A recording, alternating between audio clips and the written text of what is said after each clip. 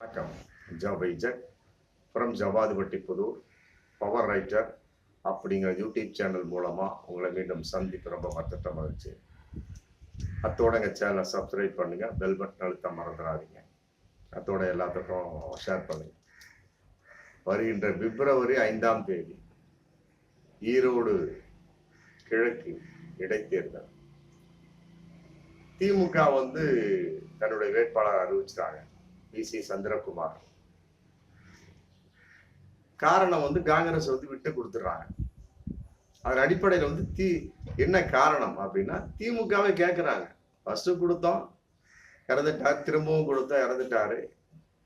இந்த இடம் கட்டாயமா எங்களுக்கு தேவை அப்படின்னு கேட்டாரு. காங்கிரஸும் தீர்மானத்தை மீறி அப்புறம் மீண்டும் ஒரு கூட்டத்தை கூட்டி அவர்கள் ஒப்பந்தத்தோடு விட்டு கொடுத்துட்டாங்க. முடிஞ்சு போச்சு. இன்னைக்கு திமுக அங்க ஈரோடு கிழக்கு இடைத்தேர்தல் போட்டியிடும். வி.சி. சந்திரகுமார் அவர் ஆல்ரெடி தேமுதிகவில் வெற்றி பெற்றவர். 2011 வெற்றி பெற்றவர். மற்றபடி அதுக்கு பின்னால அந்த கட்சியில கொள்கை பரப்பு செயலாளராக இருந்தவர். அதுக்கு பின்னால சில பிரச்சனையின் அடிப்படையில் தனி கட்சியை தொடங்கினார். அப்புறம் பார்த்தாரு செட் ஆகுது போட்டு அப்புறம் திமுகவில் இணைஞ்சிட்டார். அதாவது ஒரு 2016 நினைக்கிறேன் இணைஞ்சிட்டார். 2016 இணைஞ்சிட்டார் திமுகவில். அதன் அடிப்படையில் இன்னைக்கு அவரு வி.சி. சந்திரகுமார் திமுகவின் வேட்பாளராக அறிவிக்கப்பட்டிருக்கிறார். சரி, அறிவிக்கப்பட்டாச்சு, அதை பத்தி ஒண்ணும் இல்லை. அந்தந்த கட்சியில அந்த வேட்பாளர் அறிவிக்கிறாங்க, அதுல மாற்று கருத்தும் இல்லை. ஆனால் பிற கட்சிகள் புறமுதுகிட்டு புறக்கணிக்கக்கூடிய அளவுக்கு என்ன இருக்கின்றன அப்படிங்கிறத பார்க்கின்ற பொழுது கட்டாயமா அதிமுக பணபலம் படைபலம் இதெல்லாம் எங்கிட்ட இருக்குதே இல்லையோ அப்படிங்கிற மாதிரி பேசிட்டு இது சுதந்திரமாக நடக்காது போட்டு விக்கிரவாண்டிக்கும் சொன்னாரு, இதுக்கும் சொன்னாரு, விலகிட்டாங்க. பாஜகவும் விலகி விட்டது அப்படிங்கிறது ரொம்ப கூர்ந்து கவனிக்கப்பட வேண்டிய ஒரு சூழல். அதிமுக விலகிருச்சு, அதோட தேமுதிக மட்டும்தான் இருக்கு. மற்றபடி பாஜகவோட அப்படி இல்லையா, மிகப்பெரிய ஒரு கட்சி பாமக இருக்கு. அப்புறம் இதுக்கு முன்னாலே போட்டியிட்ட 2021 போட்டியிட்ட தமாக, தமிழ் மாநில காங்கிரஸ் யுவராஜ் போட்டியிட்டாரு, அந்த கட்சியும் இருக்கு. அப்புறம் ஐஜேகே இருக்கு. இவர்களும் எதற்காக தனி புறக்கணித்தார்கள் அப்படிங்கிறது மிகப்பெரிய ஒரு கேள்விக்குறி. ஒவ்வொரு மேடையில சொல்றாரு அண்ணாமலை, எங்களுக்கு வாக்கு வங்கி அதிகரித்து கொண்டே செல்கிறது. ஏன் ஒரு பரிசீலனைக்கு வரலாமே. அண்ணாமலையை பார்த்து கேட்கக்கூடிய கேள்வி என்னன்னா, ஒவ்வொரு தேர்தலையும் புறக்கணிச்சு கொண்டே போய் கொண்டிருந்தால் அப்புறம் உங்களுடைய தொண்டர்களுடைய நிலைமை என்ன, உங்க கட்சியோட நிலைமை என்னங்கிறது நீ மக்களுக்கு தெரிஞ்சு போச்சேன். டெபாசிட் கூட வராது அப்படிங்கிறத பகிரங்கமான உண்மை. அதன் வெளிப்பாடு இன்னைக்கு புறமுதுகிட்டு ஓடக்கூடிய பாஜக. அதாவது அண்ணாமலையினுடைய ஒரு கூட்டின் அடிப்படையில ஏகப்பட்டது கடன்னு என்னென்னமோ பேசுறாரு. அவர் உண்மையை சொல்றாரா பொய்யை சொல்றாரா அப்படிங்கிறது தெரியல. ஏதோ ஒரு வகையில ஆமா ஓட்ட பானையில யானை நுழைஞ்ச மாதிரி ஏதோ ஒண்ணு பேசிடுறாரு. பேசி முடிக்கக்கூடிய சமயத்துல இந்த மாதிரி இடைத்தேர்தல் வந்தது அப்படின்னா அந்த பேச்சின் வெளிப்பாடை தன்னுடைய சக்தியை வெளிப்படுத்தணுமா இல்லையா? அது அண்ணாமலைக்கும் தெரியல, அங்க இருக்கக்கூடிய பாஜகவினருக்கும் புரியல. அதையெல்லாம் விட மேலிடம் அதற்கும் ஒத்துழைத்தாங்க. ஏன்னா இங்கிருந்து ரிசல்ட் சொன்னா ஒன்றரை அவங்களும் ஓகே கொடுத்துட்டாங்க, முடிஞ்சு போச்சு. ஆமா, இப்ப ஈரோடு கிழக்கு இடைத்தேர்தலை புறக்கணிச்சிருங்க, வேண்டாம், டெபாசிட் கூட கிடைக்காது. அப்ப பாஜகவுடைய நிலைமை என்ன தமிழகத்துல அப்படின்னு துண்டா தெரிஞ்சு போச்சு. விக்கிரவாண்டியிலேயாவது பாமக நிறுத்துறீங்க, அந்த தைரியம் ஈரோடு கிழக்கு தொகுதிக்கு ஏன் இல்லை இந்த இடைத்தேர்தல் அப்படிங்கிறது பகிரங்கமான ஒரு $1 மில்லியன் கேள்வி. பாமக நிறுத்துனீங்க, என்னென்னமோ தலைகீழ தண்ணி குடிச்சு பார்த்தாங்க, ஜெயிக்கவில்லை. திமுக தான் ஜெயிச்சது. அதன் அடிப்படையில இங்கும் தோல்வியை நாம் சந்திப்போம் அப்படிங்கிற கான்செப்ட்ல பாமகவும் அதை கண்டு விலகி ஓடக்கூடிய ஒரு சூழல். ஏன்னா அங்கேயும் மிகப்பெரிய ஒரு குடும்ப சட்டை போயிட்டு இருக்கு. ஒரு 3 வாரத்துக்கு முன்னாடி ஆரம்பிச்சாச்சு. அன்புமணி தனிப்பட்ட முறையில தங்களுடைய மாவட்ட செயலாளர்கள் 9 பேர், 9 மாவட்ட செயலாளர், 9 மாவட்ட செயலாளர் தனித்தனியா சந்திச்சுட்டு இருக்காங்க. பனையூர்ல ஒரு ஆபீஸ் போட்டு சந்திச்சுட்டு இருக்காங்க. அப்புறம் ராமதாஸ் நிறுவனராக இருப்பது என்ன அர்த்தம் இருக்கிறது அப்படிங்கிறது பகிரங்கமான ஒரு கேள்வி. அப்ப அப்பனுக்கும் பிள்ளைக்கும் அன்புமணிக்கும் ராமதாஸுக்கும் மிகப்பெரிய ஒரு விரிசல். காரணம் பேரணை இளைஞரணி மாநில தலைவராக போட்ட ஒரு முகுந்தனை வெளிப்பாடு, வேற ஒண்ணும் கிடையாது.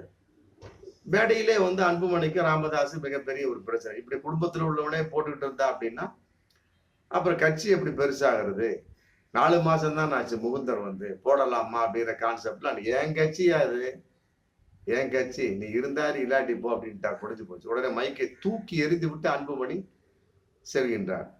குடும்பத்துல உள்ளவங்க எல்லாம் போட்டா அப்புறம் கட்சி எப்படி வளருனா அப்புறம் அன்புமணி குடும்பத்துல உள்ளவர் தானே. அது ஏன் வந்து அன்புமணிக்கு தெரியவில்லை? குடும்பத்துல உள்ளவங்களே போடாத அப்படின்னா அன்புமணி குடும்பம் அவர் ராஜினாமா பண்ணிட்டு தன்னுடைய தலைவர் பகுதியை முதல்ல மாதிரி ஜி.கே. வாசனுக்கு மற்றபடி வேறு எத்தனையோ பேர் இருக்காங்க மூத்த தலைவர்கள், அவங்களுக்கு கொடுக்கலாமே. அப்ப இவர் மட்டும் குடும்பத்துல இருந்து வந்தவர் தான் அன்புமணி. அப்படிங்கிற சமயத்தில் முகுந்தனே அவர் ராமதாஸுக்கு போட உரிமை இருக்கா இல்லையா? இதெல்லாம் வந்து டாலர் மில்லியன் கேள்வி. இது அடிப்படையில் அங்கு பிரச்சனை பயங்கரமா போயிட்டு இருக்கு.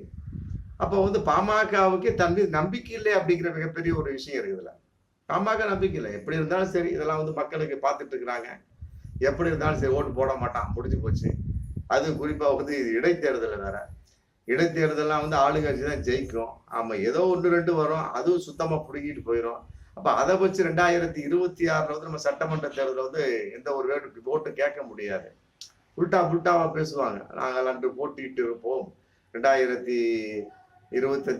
ஈரோடு கிழக்கு தொகுதி இடைத்தேர்தல்ல திமுக அப்படிப்பட்ட கட்சி, இப்படிப்பட்ட கட்சி, ஏன்னா நியாயமாக நடக்காத கட்சின்னு சொல்லிட்டு புருடா விடுவாங்க 2026 சட்டமன்ற தேர்தலில். அதுக்கு புருடா விடுவதற்கு ஆமா எல்லாம் அஜால் குஜால் விளையாட்டுலாம் பண்றதுக்கு வந்து இது ஒரு காரணமாக அமையும். இந்த நேரத்துல வந்து எடுத்து பேசுவாங்க. அது பாமகவா இருக்கட்டும், மற்றபடி பாஜகவா இருக்கட்டும், அதுக்காகவே விளையிடுறாங்க. சரி, அதான் இல்லை. பாமக இப்படி ஒரு நிலைமை. தமாகவை எழுதிருக்கலாமே. பாஜகவை பார்த்து கேட்கக்கூடிய கேள்வி.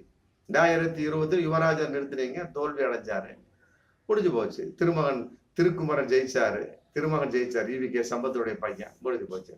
இப்ப மீண்டும் வந்து தமாக நிறுத்திருக்கலாமே. அண்ணாமலை தானே சொல்றாரு ஓட்டு வங்கி அதிகமாகி கொண்டே போகிறது அப்படின்னு.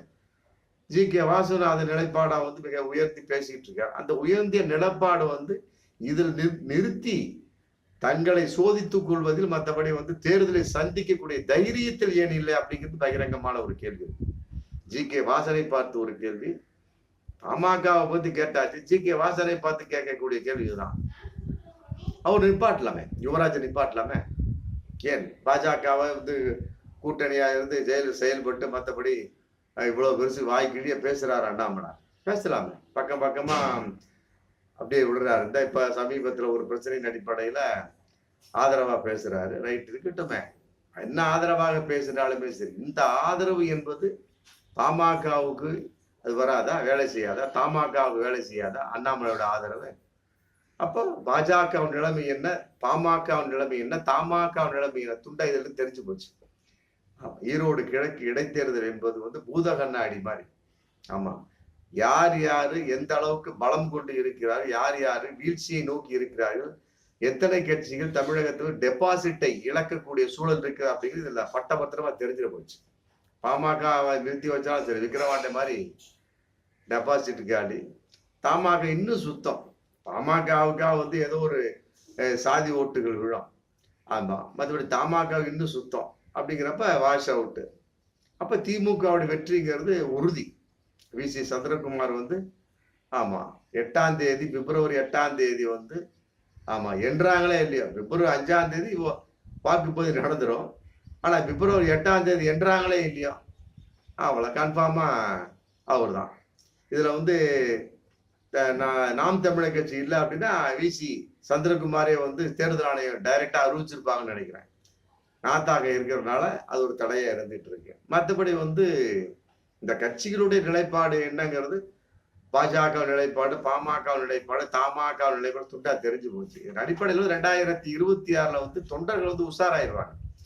நின்று அதன் அடிப்படையில் வந்து எடை பார்க்கணும்னு அவசியமெல்லாம் கிடையாது. நிற்காமலே வந்து பாஜக தொண்டர்கள், மற்றபடி பாமக தொண்டர்கள், ஆமா தமாக தொண்டர்கள்லாம் வந்து அவங்க ஓட்டு போட்டு அளந்துக்கிட்டு மக்கள் ஆமா அதன் அடிப்படையில வந்து எந்த அளவுக்கு சீர்தூக்கி பார்த்து விட்டார்கள் அப்படிங்கிறது கன்ஃபார்மா தெரிஞ்சு போச்சு. அப்ப 2026 கட்டாயமா வந்து பாஜகவுக்கு மிகப்பெரிய ஒரு தோல்வி சட்டமன்ற தேர்தல் காத்திருக்கிறது. எவ்வளவு பெரிய ஒரு கூட்டணி வச்சாலும் சரி, தமாகவுக்கும் தோல்விதான், அது பாமகவுக்கும் தோல்விதான். ஆமா, பார்ப்போம் மீண்டும் அடுத்த வீடியோ. நன்றி.